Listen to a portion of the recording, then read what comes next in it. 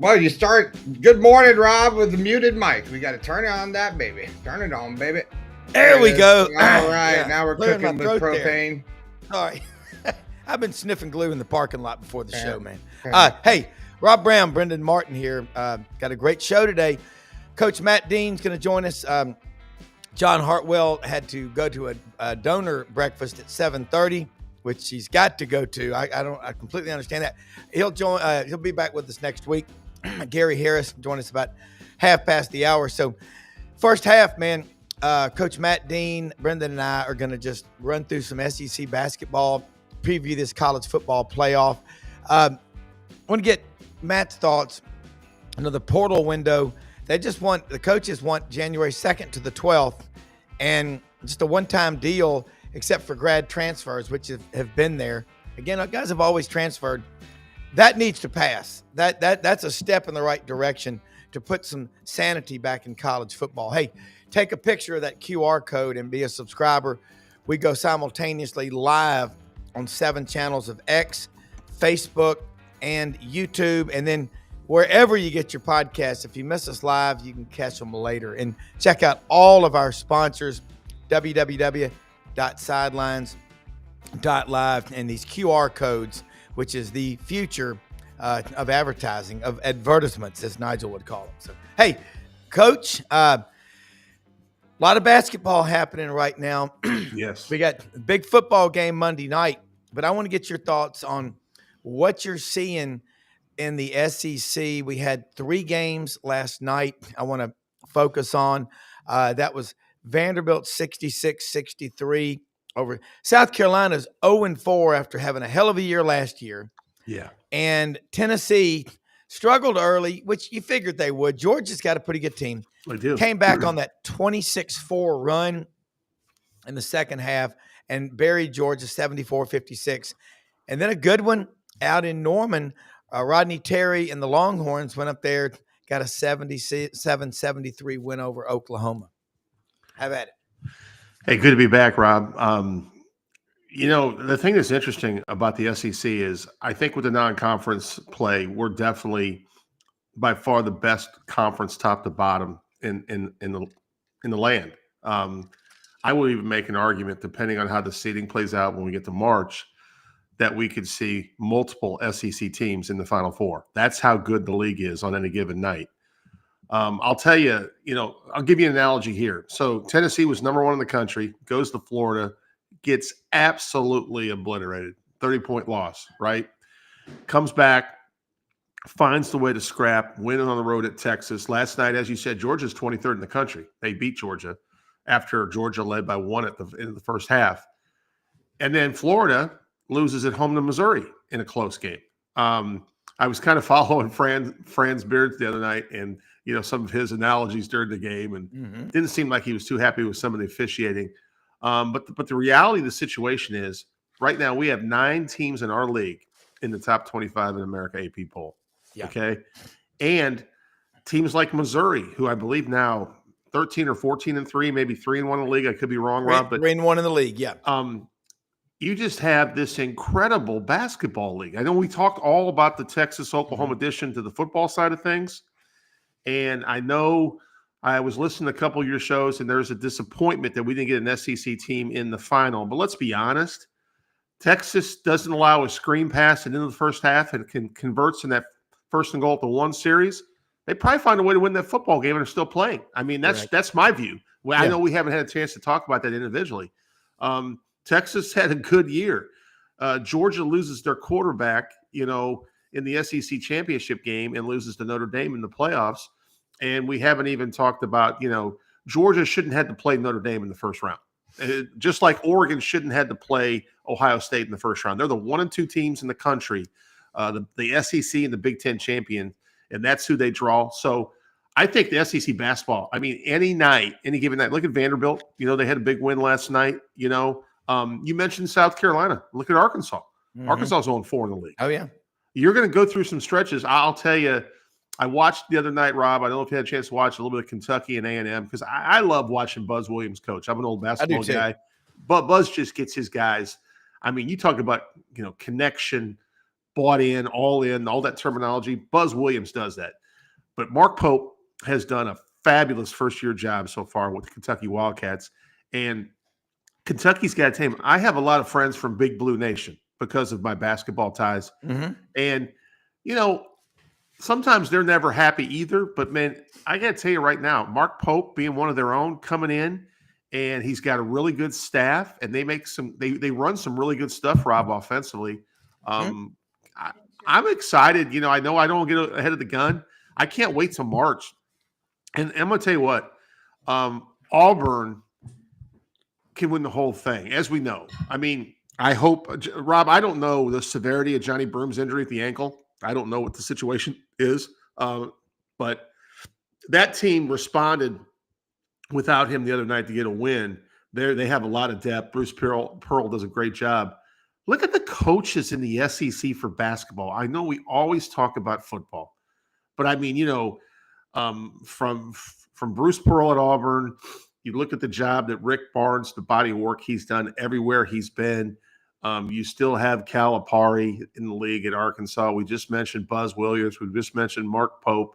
I think Georgia's done a phenomenal job. I mean, we haven't even talked about the newcomers in terms of Texas and Oklahoma, because I think Oklahoma's got a couple losses now after a really good start.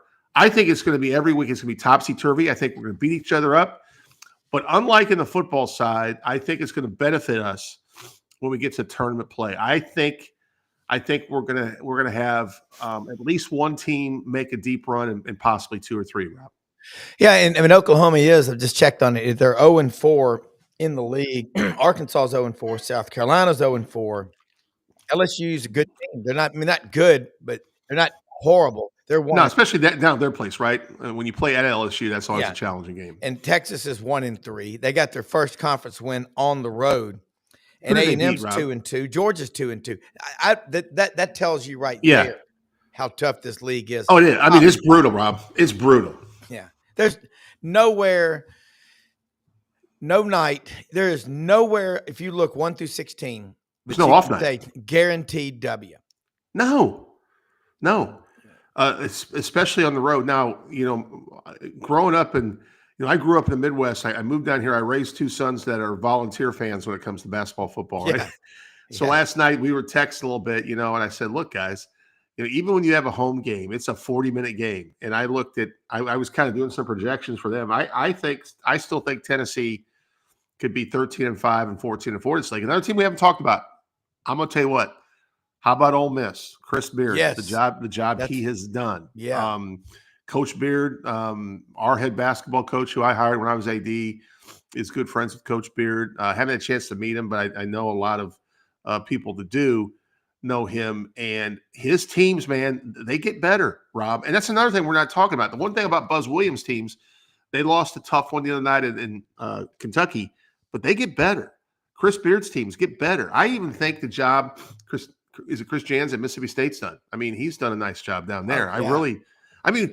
We can mention about anyone in the league. Missouri's 14-3, aren't they, Rob? I mean, what a and deep 3-1 in the league. 3-1 in the league, and they won at Florida, which I'm not saying anyone overlooks anyone, but when Florida has had a really nice run and Missouri comes in there and catches them maybe at the right time, and gives them a loss at home, which is I think the rule of thumb, Rob, for a lot of us basketball coaches, is when you go on the road, if you have a 2-game swing, on the road, you're trying to get your splits, and at home, you're trying to win every game. I mean, it doesn't happen that way, but on the averages, if you can win the majority of your home games and you can find a way to split on the road, you have a chance to be right at the top of the league. And I think I'm not sure Missouri will last with that. I think, one of the things that's really apparent when we get into conference play, and I'm sure Coach Brady would agree with me on this, even though he's not here.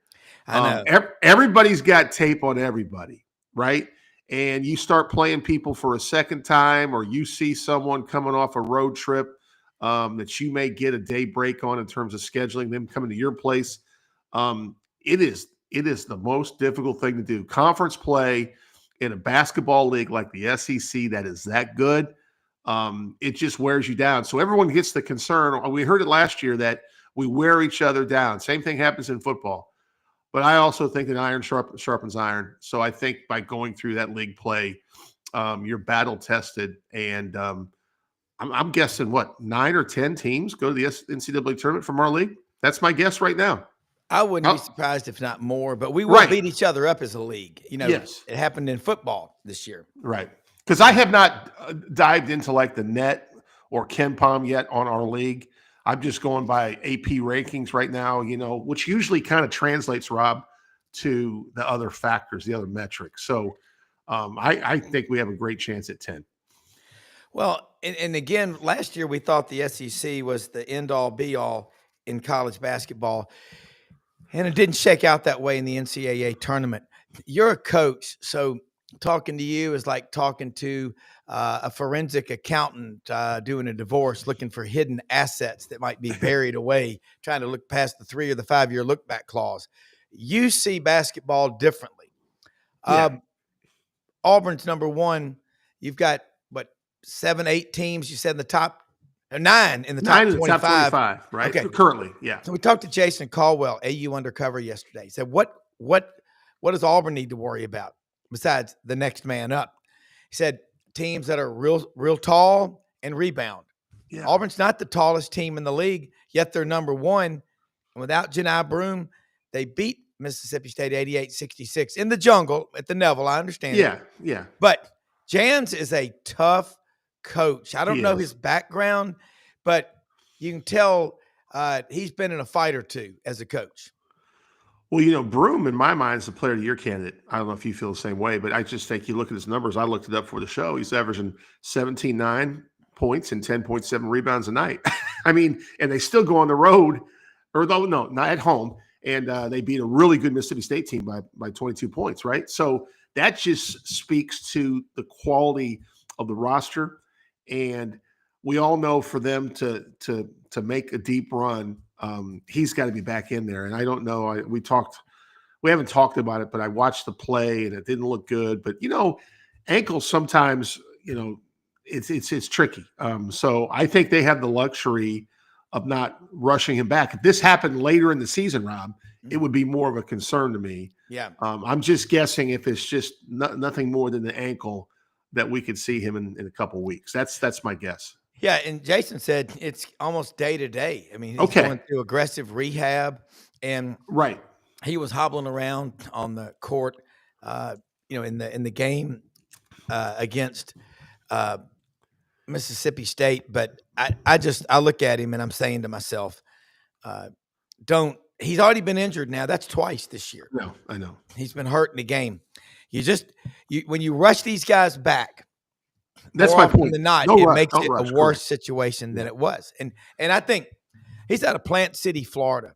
Went to Morehead State for a couple of years. And you talk about player development.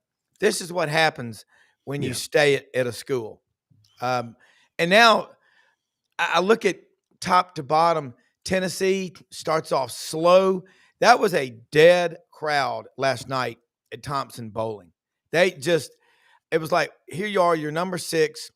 That Florida loss took a lot out of Tennessee. It did. And then you look at Florida, that's a damn good basketball team. It is. They go on the road, lose a 15-round heavyweight match to Kentucky. And then they get beat. They were down a lot, 14 at home against Missouri or more. Came back. Todd Golden's teams play a full 40. That's going to pay off down the run. Those guys are well coached, they're talented, and they never quit. Well, Rob, what you just described is a great analogy for the competitiveness of this league. You look at what Tennessee coming in the Florida game was ranked number 1, even though we kind of felt like Auburn's number 1, but they had a loss, right? So Tennessee was undefeated. They just go, and not only do they lose on the road, man, they get punched in the face multiple times. I mean, I think they scored 15, 17 points in the first half. It was never a basketball game, really. Never. And then you go, that was, Florida had lost, I think, 106-100 at Kentucky, comes back, does that to Tennessee. I think Tennessee fans are a little bit deflated. Hey, listen, you got number 6 team in the country, and arguably you could say that maybe the number 2 team in the country, right? Because you have one loss. to a very, very good basketball team. But I will tell you, I think people are fans are a little timid sometimes now because of the toughness. It's not like you have these. It's not your old last 4 or 5 years Georgia basketball team coming into Knoxville last night. Correct. All right. Yeah. And then they see Georgia get off to a good start. They're like, here we go again. But I got to tell you what, I didn't worry, about Tennessee's loss because it was on the road. They had lost. And to me, the response was in the second half at Texas on the road, really good road win in a close game, on the road. They responded, and then they came back, didn't have their best first half of basketball last night. A lot of that credit goes to Georgia, but you can't argue with the second half. And, you talk about a 40-minute game. A lot of times, Rob, when you get off to a bad start from a coaching perspective, you're just trying to hang around. And it may be as simple as a 2-minute adjustment in the locker room about how we're guarding a ball screen, about how we're executing a play, about how about we want to go to a secondary option on our offense. And once you get guys in rhythm, basketball is such a rhythm sport.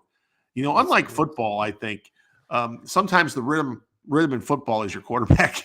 But, in football, you usually know your line of scrimmage. Going into a game, that's why we always say, like, defense travels, because those guys at the line of scrimmage, if you can stop the run, you can play anywhere in the country in terms of football. Basketball, what you got there, Rob? You're pointing at me a little. No, I'm just talking about Hewlett and Dunn coffee mug. Oh, sorry. I love this thing. I thought there was a commercial break coming, so I didn't want to interrupt. But no. But anyway, basketball's so unique because, as a basketball coach, I watched a lot of hours and hours of tape. Football coaches watches more. But in basketball, sometimes you got to find the person on your bench that night that can come in and give you the jolt. Yep. And I think, that's where the deeper teams, like that's where with Auburn responding without Broome says to me a lot about their basketball team. Yeah. I mean, you don't want to have that going into tournament play down the road. Like you said, it's the second time he's got banged up, but Auburn's national championship good, Rob. I mean, they are national championship good. I love watching. You can tell a team is coached hard by how well they play and how much intensity there is, even when they're up by 15 or 20 That's points. Right. That people say, what does it matter? I'm like, it matters, because how you finish a game, how you finish a race carries over to the practices and the next race and the one beyond that. You never, ever go off that field with your head hung down, or the court, or in the pool, or anything, because it's defeatism is contagious. It's like a virus, and I detest it. All right, one more basketball question. Yeah. And I want to get Brendan in here to talk about this football game Monday night. Perfect. Last week we did a combo show, which we'll do sometimes. Probably do one again Monday with the nighttime guys on this channel, with the Buddy Martin show. That was wild. But John Calipari, you remember in Memphis, the first 4 years, it was like, what are we paying this guy for? That's right. And then, he sucks. They won the NIT, and everybody was just, oh man, he was at UMass. He'll never do it again. And then it clicked, and man, did it click. And you know what? I can guarantee you the Memphis people loved Calipari, because when he left, they were madder than hell. Rob, you said it really well. I think what fans have to understand with Coach Cal is he's going to get it right. And a lot of times it's harder in football because of the numbers, but in basketball, the timing of him getting that job, the portal losses, the portal gains, the chemistry factor, it would not surprise me if they made a run later in the SEC season and won a few games in a row. It would not surprise me a bit. Yeah. I just think we have to have patience. I believe in Cal. So I had friends who have worked for Cal. Cal's going to get it done. He's going to get it done, and they've committed resources to him to get it done. So that's why it's going to happen. So I'll make this statement. Arkansas right now, and we haven't even talked about Alabama and how good Nate Oates' team. Nate Oates' team is. Okay, I can't mention everybody in the segment, but like Arkansas with John Calipari was perfect timing for both parties. Yeah. But it doesn't happen overnight. Nope. They're going to get better.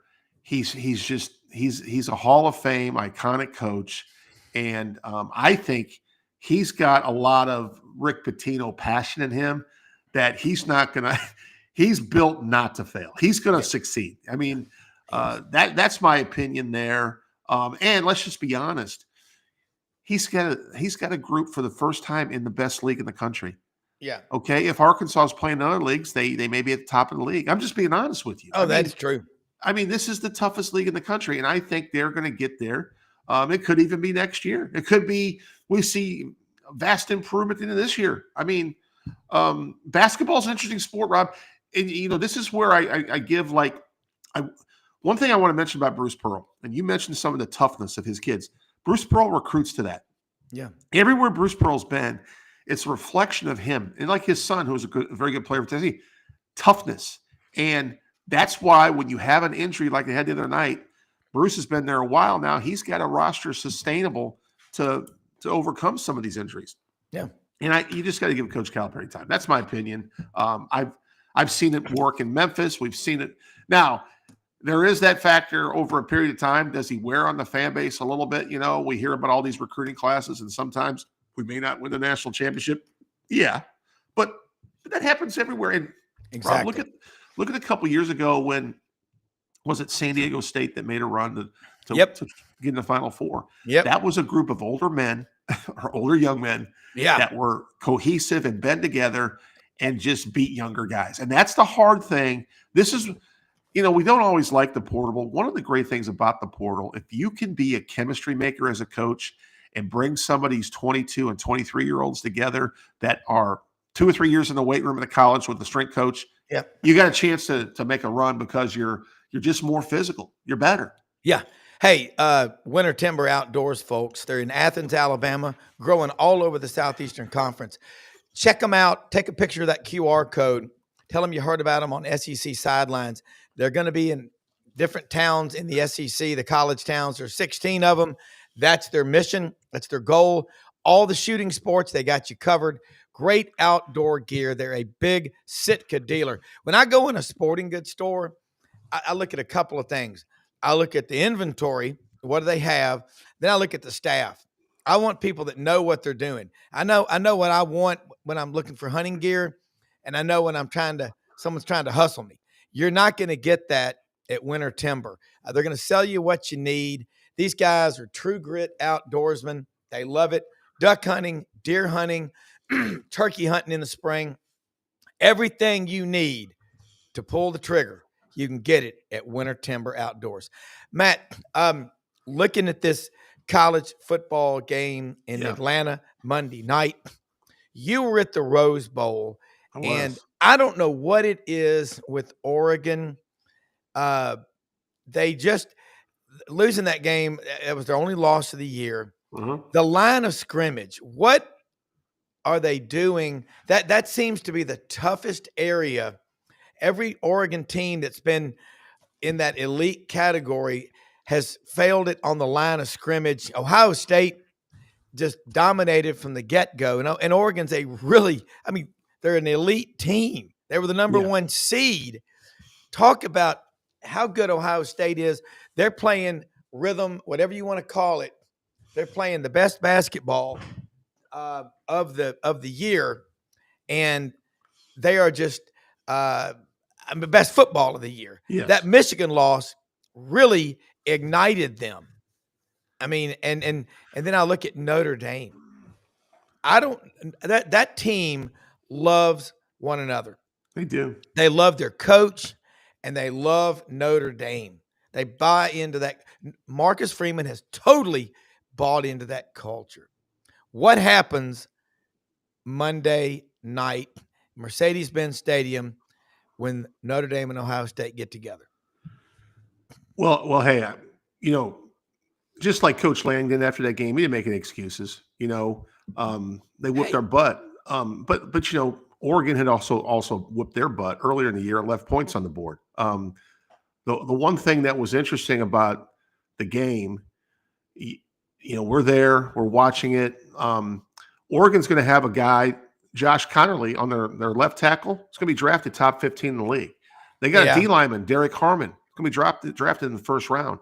So it's not like Ohio State just whipped a bunch of nobodies. I would actually Rob, make a point that one thing that Dan Lanning has done is improved that defense and offensive line since he's been there. I just think Ohio State. Listen, we knew beginning in the year. Okay, we felt like, if I'm not mistaken, outside of the SEC, we felt like the best money, the best that money could buy from a portal standpoint was Ohio State, right? Yeah. I mean, they even got Judkins from Ole Miss, who was a heck of a back. They had Travion Henderson back there. They got Will Howard from Kansas State.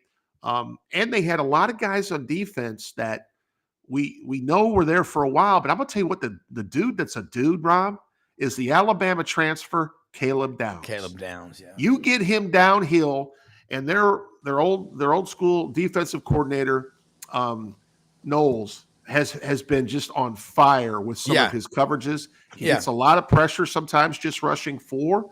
And quite frankly, the committee did them a huge favor. You lose at home for your second loss to Michigan. You're 20-point favorite, and you still get a home football game? I mean, I know we want to talk about Alabama and Vandy, but that was on the road.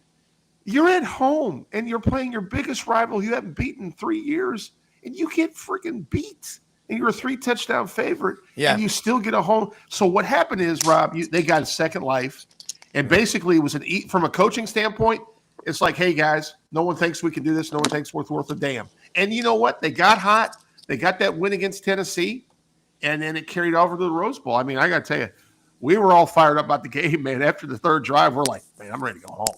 I get my recliner, you know. Yeah. I was asking you that about Oregon. Gary Harris joins us right now from Tuscaloosa. Tide 100.9 does a great show every morning at 9 a.m. Central, and Tider Insider TV, sports director, WVUA TV 23. You know that Alabama program, Gary, but you know SEC, you know college football. Matt Dean and I have been talking. John Hartwell has a donor breakfast this morning, which is what he has to do a lot of. You got to constantly shake the cup. But he was talking about Caleb Downs. And, Gary, I remember so well in the newsroom in Channel 3 in Columbus when Gary Downs, his father, was a big-time prospect at Spencer there in Columbus, right by the gates at Fort Benning.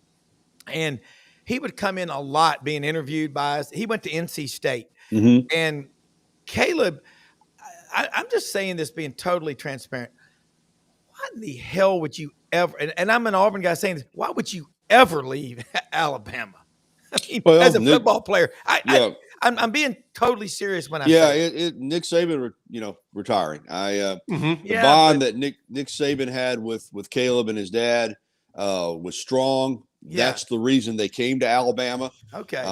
And I think that in the NIL era and portal era, when Nick Saban left, yes, they were coveted by the new coaching staff, no doubt about it. But he came to Alabama to be coached by Nick Saban. Right. And when Nick Saban left, that opened the door. And Ohio State, which is obviously a great program, I think the best team in the country this year, offered him a super NIL deal. Not that he wasn't getting a good NIL deal at Alabama, but they offered a huge NIL deal, knowing the kind of football player that he is. And, he left, but it was a hit for Alabama. I heard, caught the tail end of your conversation and with Matt, describing him as a football player. I said this, and Rob, we've talked about this. All the years that I've either covered Alabama or followed them, and it's since the early 80s. The most impactful football player I ever saw at the University of Alabama as a true freshman. And don't get me wrong, Julio Jones is up there too, but it was Cornelius Bennett for me. Yeah. Cornelius Bennett was the best player I thought on the team the day he got there in 1983. Not too hard. Yeah, and he could play. He could have played. He played out inside linebacker. It started him at inside. People forget that. He was inside linebacker, outside linebacker. He could have played tight end. He could have played fullback. But he was a grown man. Yes, and and Alabama's talent level was good. It wasn't, I think, what the talent level under Nick Saban was, but they had good talent. But I thought he was the best player the day he got there.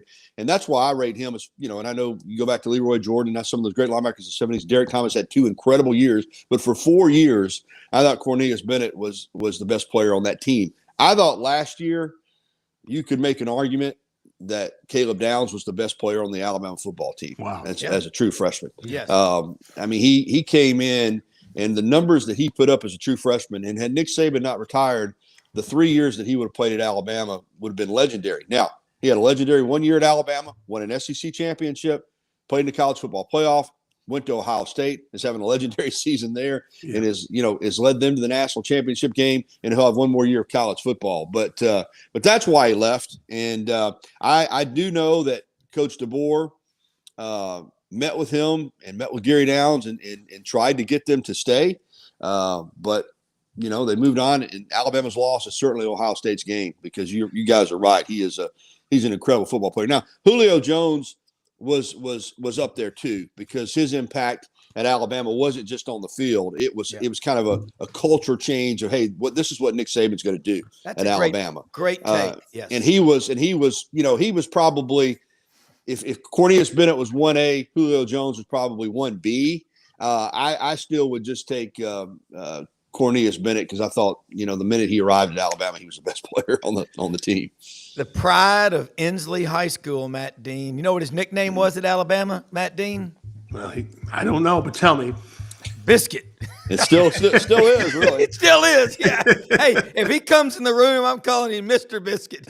No, look, I remember when he and Kurt Jarvis out of Gardendale, those are two full-grown men, as committed they say. to Auburn. Yeah, and God, they were tough. Auburn was already really good. I've said many times, if Pat Dye had gotten Kurt Jarvis and Cornelius Bennett, Alabama might not have ever beaten them during those 4 years. I tell you, I'm with you about Cornelius Bennett. 4 years, he punched the card early every morning to work with a hard hat and a lunch pail.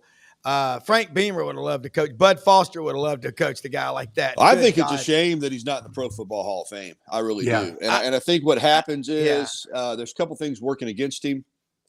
First of all, if the Bills win one of those Super Bowls, if they win that one against the Giants, the one that they should have won, the other three they got hammered. But if they'd have won that Super Bowl, I think he would be in. Or if he hadn't been on a team with so many other Hall of Famers that works against him, with Bruce Smith and Daryl Talley and on the offense, Kelly and the receiver. Who was the great receiver they had? Andre Reed? No. Andre Reed, but Michigan State. But he not only did he go to 4 Super Bowls with the Bills, he later went to the Falcons and went to a Super Bowl with them and lost that too. So he's one of the. Don't get him anywhere near me. I'm not flying with him. There aren't many people who have been 0-5 in Super Bowls, but he is one of them. Maybe the only one. Thinking of coaches that are 0 for the Super Bowl, Bud Grant, and Marvin, and they're both still living. Is Bud Grant still alive? I thought Bud passed. Am I wrong? Oh, well. If he did, it was probably in the duck recent, line. But I think it was recent. I think. Here too. I mean, I grew up. Bud Grant, Tom Landry. My mother's 2 favorite coaches of all time, in the NFL. Tom Landry, Dick Vermeil. You just that's what cemented us in the NFL. Gary, I'm saying this because I've got 3 of my good friends from Alabama that all went to Alabama, coming up to hunt with me tomorrow, and they're from Eufaula, Birmingham, and of course Memphis. But I just think if I'm a kid like Caleb Downs, I know the NIL thing's big. You go to Alabama, knowing what I know now, like Chuck Oliver said the other day, he said, I've been 19 and I've been 38 before, but you've only been 19. You go to Alabama, or let's say Auburn or Ole Miss, you play it right 4 or 5 years. Your connections are way, way more valuable. Oh, you're set up. You're set up for the rest of your life, Rob. The problem is that's been so minimized with NIL though. Yeah, right. Because they can. Here's the thing. Like you said, when it was just regular scholarship, and maybe there was some money, but it wasn't. It was under the table. But you whether you made it in the NFL or whatever you did, if you're at a school like Alabama or Georgia or Auburn or LSU. Particularly if you're from that region or even more so from that state, but regardless, the opportunities that you're going to be presented with in your post-playing career are huge. But now I don't think parents or young men or women think about that as much because they're thinking about, you're right, it is about the here and now. And 38 to somebody 19 sounds ancient. I'm thinking now it's at 60 and it sounds young, but at 19. And so you can make all this money now. They're not thinking like, they're not thinking about, hey, well, I'm here to get an education and set myself up for my life. Like Saban used to say, you're going to be, we want you to benefit from being a part of the program, both, on and off the field and set you up for a career off the field. Now it's how much money can I make and work, and so I think that thought process of life after football has not, it's been minimized, unfortunately, because you're right. And, I would have loved to have seen him stay here. Like we're talking, he's a great football player and Ohio State's a great team. They're not as great a team without Caleb Downs. He's that kind of impact player. Yeah. Matt, you think about this at Rhodes College in Memphis. Gary Rhodes is this gorgeous, the most beautiful inner city campus, I think, in America. My dad says, being an architect, I think that carries some weight. I will tell you this, you go to Rhodes, and we've had a lot of those kids intern at firms I've worked at over the years. You go to Rhodes, play sports, you're a student, whatever. Holy cow, you can leverage that. FedEx, AutoZone, law, medical, sale, whatever it is, the bond business. Gary, I just know I have so many Alabama friends. That's the thing about this Auburn and Alabama rivalry. Florida State, we're all going to work together. And you play it right, Matt, and you know this. You got a son coaching football at Oregon, but where did Tyler graduate from? What's his undergrad? Ty was a Rhodes grad in business, and our business departments. You mentioned, our pre-med and pre-law are really solid too, but our business department is really good, and we have a strong international business department as well. So the majority of our kids in that liberal arts world falls under those realms, and we do have a graduate accounting program where we have a lot of accountants and a lot of our athletes that come back for that fifth year. They're getting their master's in accounting, and they've already got a job secured, a pretty decent salary, in today's wages. So, it's the network, guys. And wherever you play, a lot of employers like student athletes, because they're doing so many, they multitask really well, leadership skills. We all say this, but we handle adversity for the most part. We get told no a lot, and we try to overcome that. Yeah, that's true. Gary, looking at SEC basketball, Rodney was on Tuesday. We talked football, basketball. This Alabama basketball team is Nate Oates is a hell of a coach. What he's got going on there, as happens a lot, when you had Brandon Miller, you went out against San Diego State. You did a lot of research on that team. You actually called out there and scouted them out. And then the next year, Alabama gets to the Final Four. Compare this Alabama basketball team at this point to the previous two or three under Nate Oates, because every year they're in the hunt for everything. Yeah, that Alabama team is kind of like Georgia when, of course it was 3 years instead of one, but Georgia had Dominic Wilkins, and he left and they went to the Final Four the next year. With Terry Fair and Vern Fleming and Gerald Cosby and those guys. But, this Alabama basketball team is really good. They're really talented.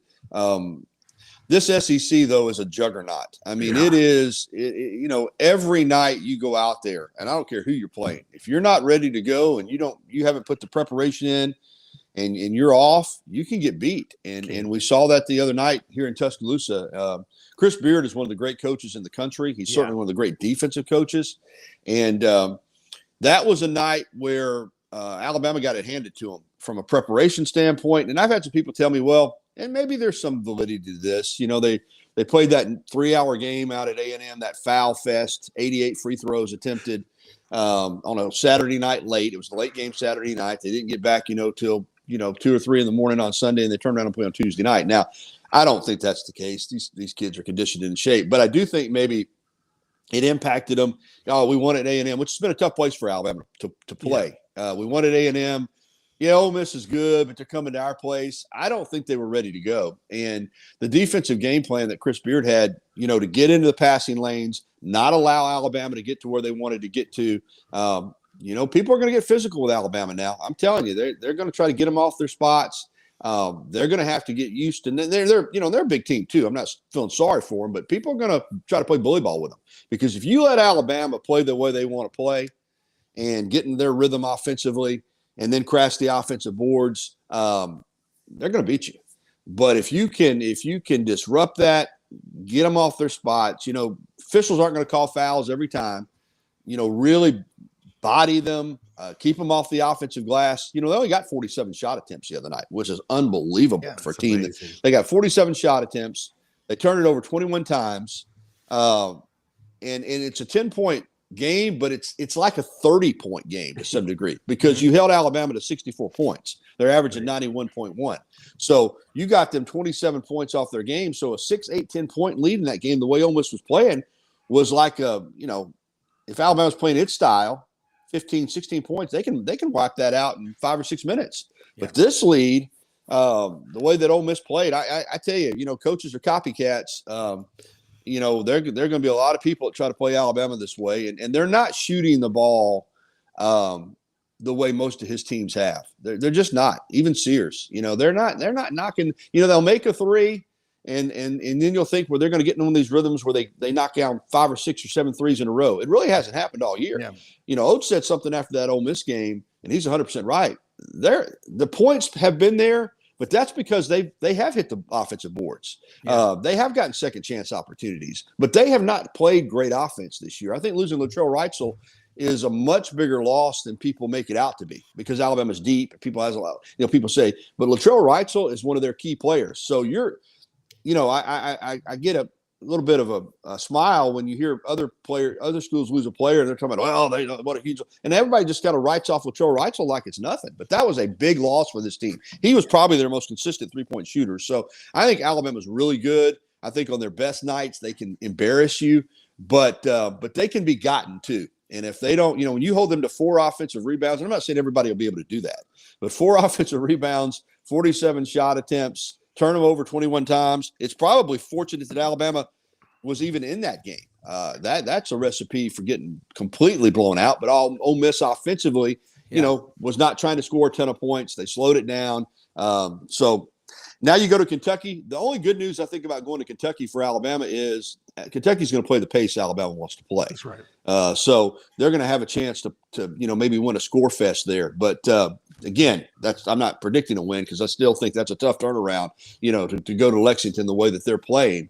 But that was a bad loss for Alabama the other night. There's no doubt about it. Give Ole Miss all the credit in the world. Hey, they're not 4-0 in the SEC by accident. They're a good team, but that's a game that I guarantee you most Alabama fans, and me included, would have put down as a W. And and they had a loss. But the SEC's like that, man. Florida found it out too. I mean, this is a Florida team. What they did to Tennessee, I was sat there in awe watching that. And then they're rolling, and then they got a Missouri team coming in that we know is pretty good. But I didn't expect Missouri to go in there and win that game, be up 16 at the half, and hang on to win it. But that's the SEC for you. And you've got to, every night that you go out there and you look at Arkansas. Arkansas is 0-4. That's a talented team.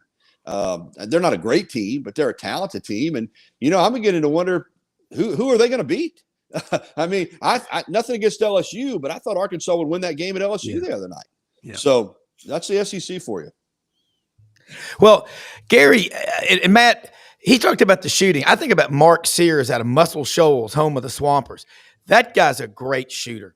And, man, he gets into a rhythm. And you look, I mean, Gary, Brendan, obviously, he and his dad, GatorbaitMedia.com. Look at Todd Golden's team. And I'm just going to say that also speaks to the mental competence of these coaches. The basketball IQs of a Chris Beard, Todd Golden.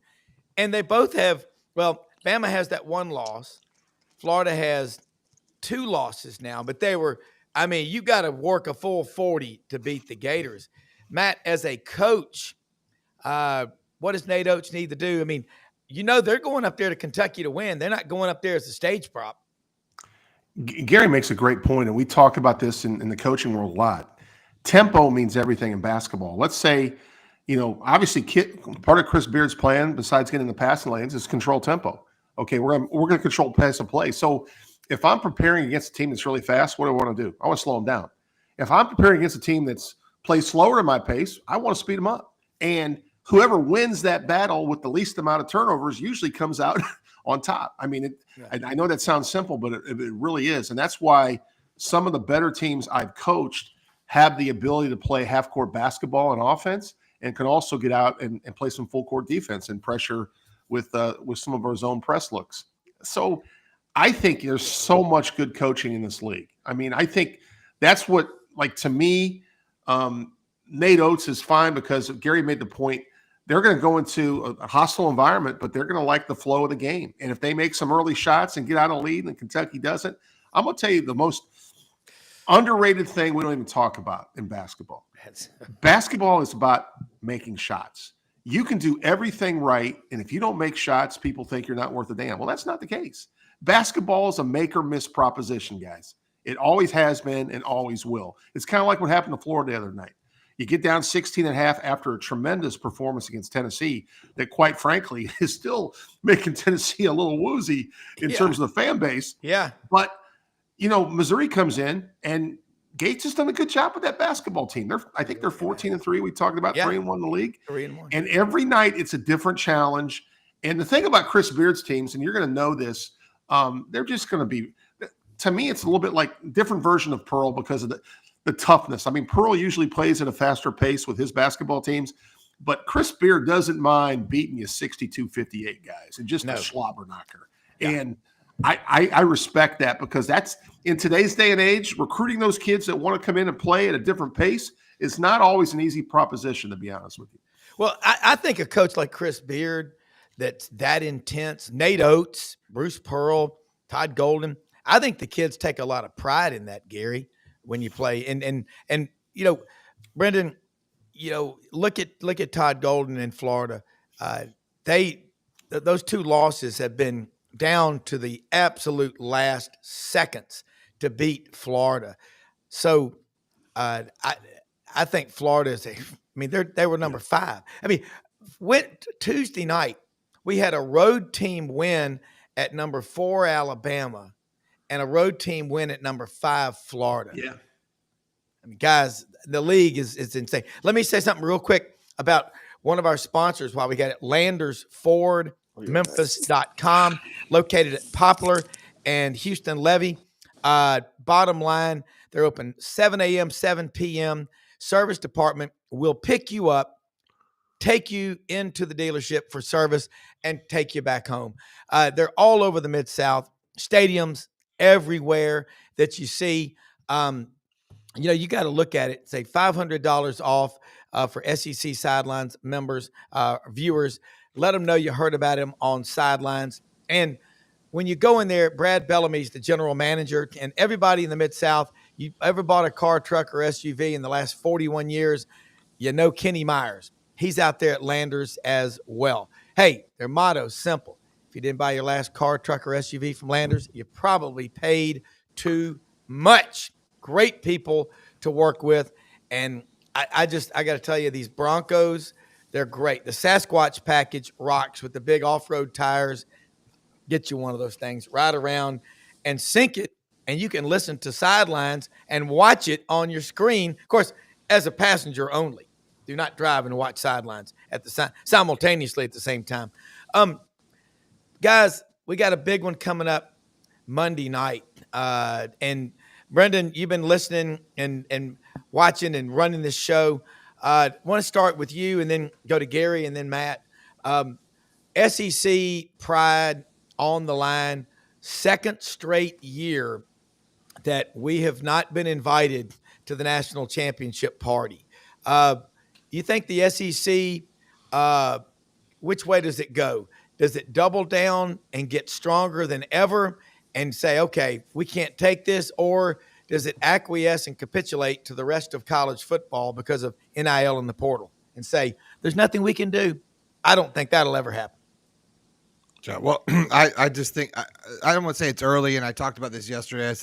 I got excited about SEC basketball last year, and then I was sort of humbled in that process. So I'm a little bit apprehensive about getting too excited because I think there's a lot of good basketball all over the country, and I think we get a little bit focused on it. But this year, I think they've gotten better. It's obviously a fun product to watch. I'm now starting to pay more attention now that we're done with football season because my focus is always there for what we do at Gatorbait. But it's hard not to look at Florida and be like, dang, they're really, really good defensively. It's been, it's hard not to get excited about these SEC matchups. I'm probably more excited about the product this year than I was ever. And I was talking to Rob and Buddy yesterday. I said, "Well, I'm really excited for the SEC tournament this year because it's going to be one hell of a tournament." And I don't think I've ever been excited about SEC basketball tournament. So I think this is going to be a great year. The parity has certainly spread throughout the country. We saw that in college football. I don't think that's any different in basketball. We said basketball is easier for NIL, for people to move around, personnel, and all that stuff. So I think we're just going to see more of that parity, which I think is good for the sport. And I think we have the NCAA has such a great thing in March Madness. We talk about, football following that same line, down the road one day. But how can you not get excited in January for basketball, especially when you got SEC play like this? So yeah. And Gary, you look at football and look from Alabama's perspective and South Carolina and Ole Miss, those three teams in the football playoff, I think would have done better than three of the other teams that got put in there. Yep. What's the general temperature in Tuscaloosa going into year two? You got to give a coach time to do it his way. Kalen DeBoer is that guy. Yeah, he's the coach, and he's going to get his opportunity. If you ask me what the temperature is, I think that it's going to be pretty hot for him because he did not make the 12-team playoff. I think if it had been just a 4-team playoff, like it had been, I think there'd be a little bit more of an understanding. But when you go to 12 with the roster that he had, and again, it's not, even though they lost 4 games, 3 in the regular season, it's the 3 games, 2 of the 3 that they lost. To lose at Vanderbilt, first time in 40 years to lose to Vanderbilt, and then, you got a spot in the playoffs secured if you can beat a mediocre Oklahoma team and you get beat 24-3 and you don't play well. I think that's, put a little bit of pressure on DeBoer. I think he understands that. But I think this team will be good enough to, from a roster standpoint, quarterback question, obviously, but I think they'll be good enough to get in the playoff. So I think that as long as there's a 12-team playoff, I think for Alabama, the expectation is that they should make it.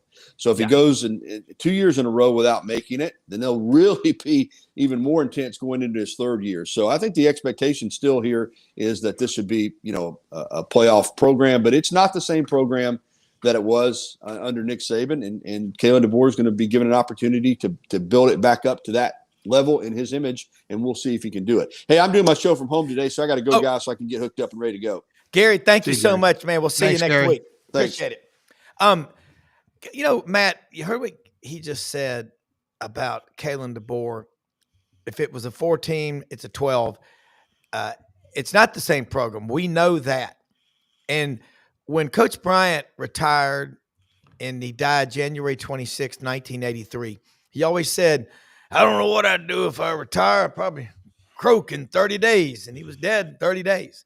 And they went through a period from 1982 to 2009. That 27-year period, Alabama won 1 national championship, the one in 92, and they won 3 SEC titles. And that it's hard to believe. Then Nick Saban comes in 2007. They go 7-6. They win the Weed Eater Bowl, whatever, to avoid going below 500. And then after that, they won double digits, at least 10 or more games every year, 16 years in a row. This year, Kalen DeBoer's first year, they go 9-4. And I think that was the first time they lost to Vanderbilt in Nashville. I believe it was 1969 when Watson Brown was the quarterback. And Alabama, Coach Bryant had told him he wasn't a quarterback. And after the game, he said he came over and gave me a hug and said, well, yeah, I always knew you could do it. But in 1984, I do remember because Mac McCarroll was the fullback on the Vanderbilt team, went to MUS in Memphis. I know Mac, an attorney up here. They beat them in 1984, but that was an Alabama team that went 4-7. Wow. Matt, what are expectations for the SEC? Because Monday night, it's going to be tough right in our backyard in Atlanta. The national championship game will be played, and no Southern team that was set up for an SEC team to be there, or maybe two. It's in my perspective, I want to go back to the Texas-Ohio State game for a second before I kind of answer this. You take away the screen pass in the first half, and if you execute a first and goal drive into the game, Texas is better than them and has a chance to win that football game. Texas really minimized Jeremiah Smith, the great receiver for Ohio State. I thought they played a really good defensive game. Will Howard made some plays. But Texas, except for those two situations, I think went toe-to-toe with Ohio State. And I will tell you, Notre Dame has a really good secondary. They can run the football. They do. I know this game is a high spread. Everyone is just drinking the Ohio State Kool-Aid. If Notre Dame can minimize Will Howard, don't be surprised if that's not a similar type game, even though Ohio State will probably win the game. But let's move forward now. I'll tell you what, and Brendan, I'm speaking to you here a little bit. I'm really excited with some stories next year already. Can Florida take the next step that we saw in the second half of the season? Can Florida maybe be in that 12-team playoff next year? And I don't know what the expectations are going to be. I know it's way too early discussion, but you got the quarterback piece pretty well figured out. One of the best young quarterbacks in the country. What about South Carolina? Do they take the next step? We know Ole Miss was right there. Ole Miss is another team that underachieved this year. Quite frankly, you lose at home to Kentucky. I know we talk about the Alabama losses. Ole Miss was one of the best 12 teams in the country, but they didn't show it every week. How can they show it every week? And, I think the usual suspects, I don't think Texas goes away because Arch Manning is now the starting quarterback. I think they're going to be up there. I'm kind of concerned about Alabama. I know Gary said the roster is still pretty good, and I agree with that. But you know what? Who's the quarterback? And I think when you look at programs, that's why I look at Florida right now. We know who Florida's quarterback is. Tell me who's Georgia's quarterback is going to be, Rob. It's going to be Gunnar Stockton. That's his team. Well, and I think it's a great fit for Georgia, but it's the defensive front that they're going to be. But I'm telling you, Lagway's ahead of him because of the reps he got this year. I'm just telling you that position matters. And you look at like Monday night, I'm still not sold on Riley Leonard's ability to throw the ball downfield. He's a great runner. And that's where I give the edge. Teams that have the quarterback position solidified from day one usually have, and that's why I think that's a question mark in Auburn. Can Auburn take the next step? Who's the quarterback? How is that going to progress? That's just my initial thought. No, you're right, though. Jackson Arnold, he at Oklahoma, for whatever, look, they gave up 50 sacks. He didn't have an offensive line, whatever, but still, he lost the job September 21st in the first half against Tennessee when they lost at home to the Vols, and Michael Hawkins got a legacy player, got the job from him. But I think Brendan will agree. DJ Lagway, that matchup next year when Texas goes to the Swamp, you're going to have the number 2 and 3 largest population states in America, that also put out Texas puts out the most high school football players in America. Arch Manning versus Lagway. Brendan, the storylines going into that game, you know what they're going to be? Texas is a much tougher, more physical team because Arch Manning is the quarterback because they run the ball more. That's what Texas lacked this year. When you were down at on the 1 yard line in that Ohio State game, down 21-14, and you couldn't get the ball in, that tells me Texas is not physical enough. They'll get there with Arch Manning. With DJ Lagway, it just makes everybody around Florida play better, Brendan. Look, he's amazing, but just don't underestimate the development of this player because now we got tape on him, right? There's lots of tape on him to watch, and he's human. Like he's human. You're only as good as your offensive line in a lot of ways, and he's a human. So Absolutely. I really believe this, and I've said this like a broken record. I give Billy Napier his due, even though I have not been on his bandwagon, and I haven't switched my thinking of him because I say the same thing for over a year now. Offensive coordinator. Let somebody else do that thinking because it's some really deep thinking. There's a lot to consider. To get better, you're going to have to exercise every resource that you have available in your arsenal as a University of Florida head football coach to get better, to continue to get better, because now you're on everyone's list again. Like, now you're good. Now everyone's going to talk about you in the offseason.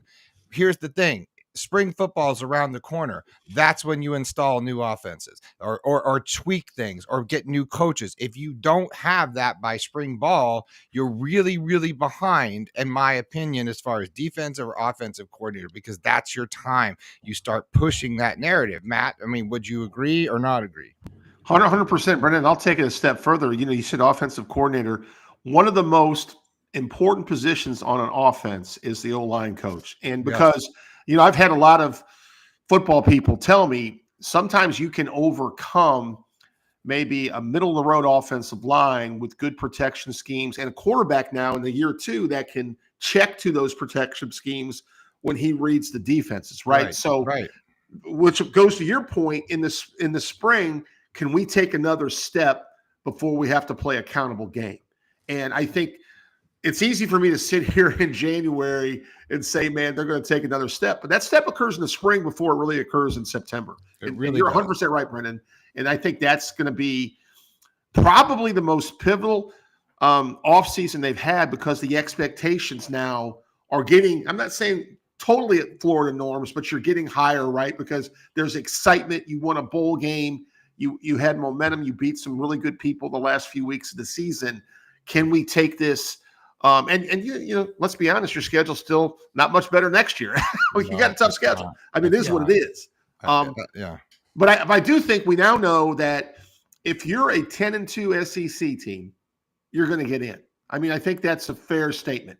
I would say some 9-3 teams, after watching how it played out, should have been in this year. But looking at the schedule, like you mentioned, Rob, the game with Texas, that's a game in the swamp. If you're going to meet the expectations that the fan base has, you almost got to find a way to win that game. Am I wrong? I don't know.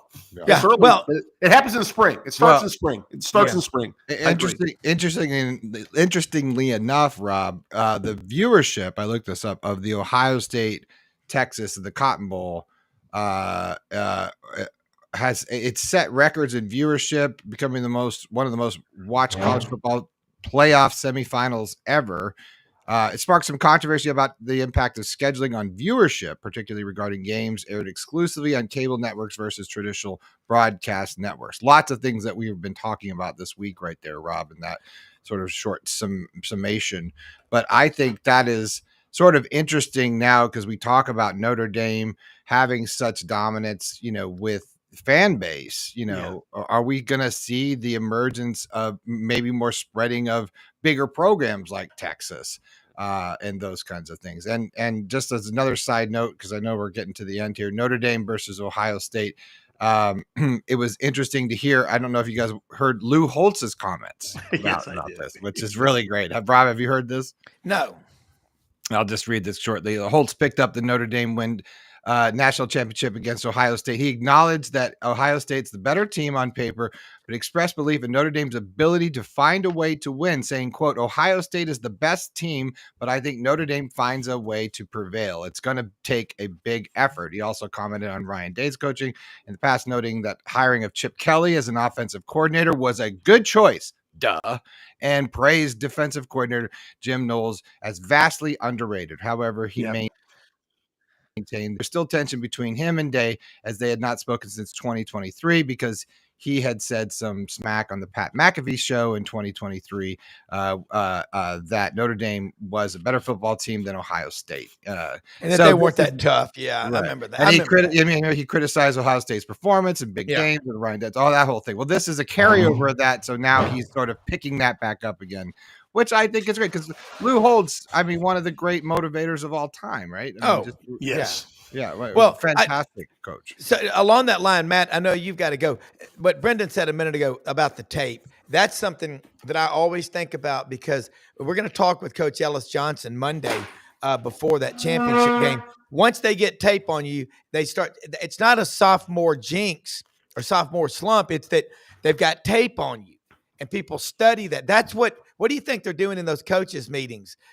Passing out presents? No, they're studying and looking for tendencies. When this guy moves his right leg this way on the offensive line, if the center bobbles his head twice, it's a pass play. Bobbles his head one time, it's going to be up the middle. There's so many things the smart coaches figure out, man. Look, great show today.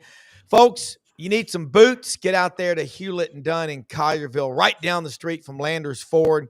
They've got the greatest collection, what they say, South's finest boots at hewlettanddunn.com. Duckhead, Barber, Filson, you'll get the best looking clothes anywhere. Men, women, and children. They got kids' boots. They got the toy guns. They've got everything a kid needs to be a kid and an adult needs to look like a super rock star. Women's clothes, you wouldn't believe the selection of women's clothes they got out there. Open Monday through Saturday, 10 a.m., 6 p.m. Look, Rob, Matt, you relate to class a lot, I think, because Matt's gonna be like I know, Matt, you got to go. I Matt, feel like Rob, feel like I have to teach you how to say goodbye, Rob. I'm just going learn to say goodbye. If I was your child in the car, I'd be third. No, I know. Say I'm goodbye, just saying, Matt, we'll let you get going, and we'll Bye, do it again Dad. next week. And let me say this. Bye, Matthew. We're See you, the most Brendan. Thank blessed you. people in the history of the world in this country, and we get to do this show every day. It is a lot of fun. And Brendan, I know you look at Florida and you think about the spring is everything, and you're right. But the anticipation because of Lagway for the Gator football program, the expectations are going to be pretty damn high this year. I tell you, that's going to be a problem if he doesnn't do something offensive coordinator. Yeah, people are not going to be happy because you've got a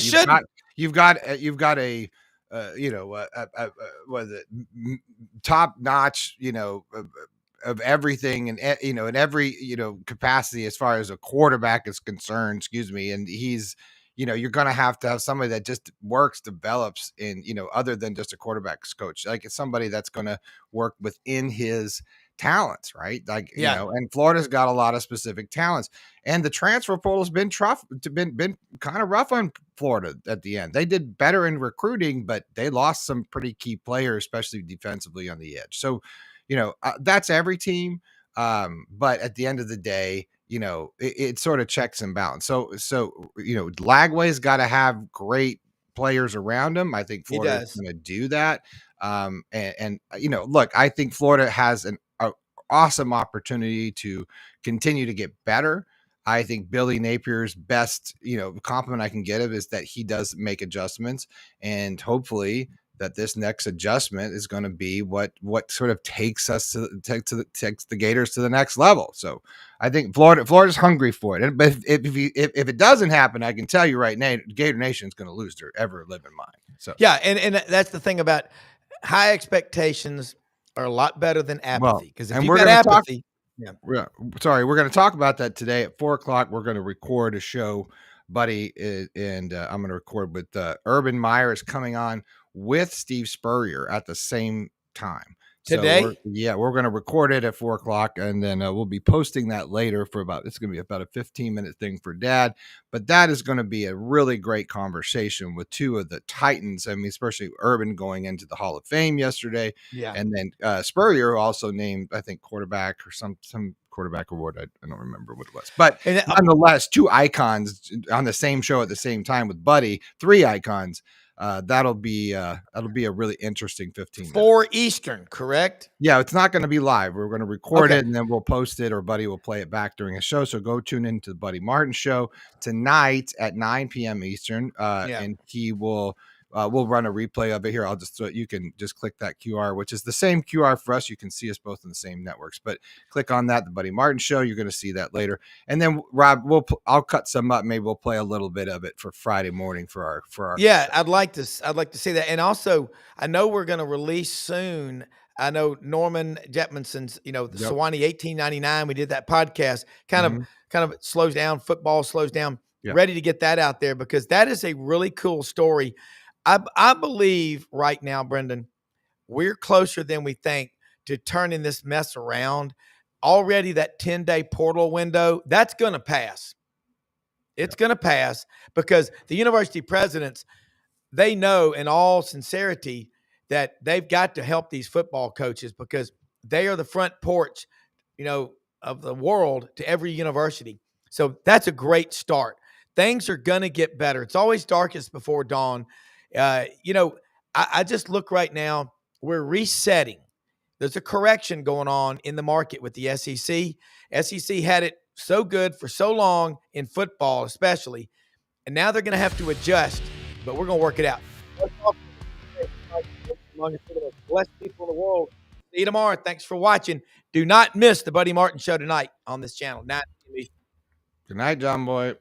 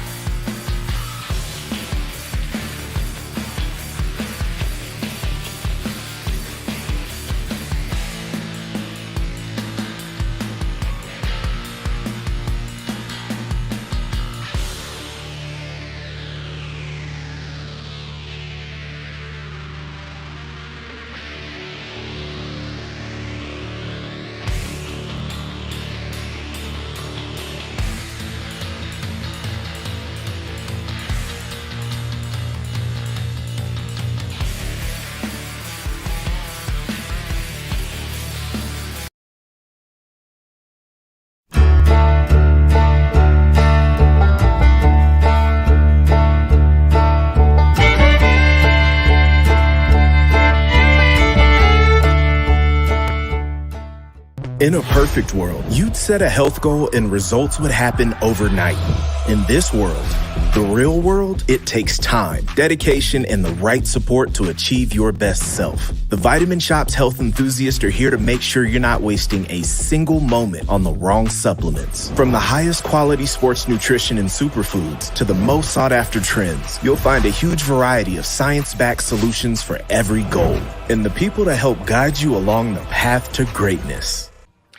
Unbelievably, every 2 minutes in our communities, a child is either bought or sold for sex. I am Mario Dickey, board member for the Nashville Anti-Human Trafficking Coalition. Join me and millions of others in our fight against human trafficking and for its victims by helping to educate the most vulnerable among us, our middle and high school students. Go to nhtcoalition.org, become a partner, and help keep our families safe, because none of God's children are for sale.